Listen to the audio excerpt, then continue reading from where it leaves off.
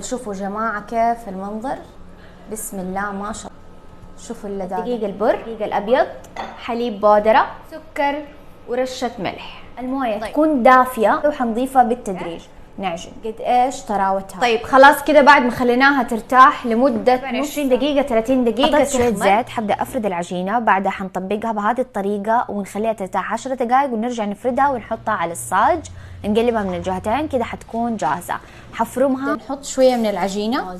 الموز يا جماعة نقطعه زي كده صغير، بعدها حقلب الموز مع العجينة ومع السمنة. نبدأ نحط من المعصوب، نحط القشطة، الشدر، تمام، السمنة، وهي أهم شيء يا جماعة الله السوداء. شوفوا يا جماعة إيش رأيكم؟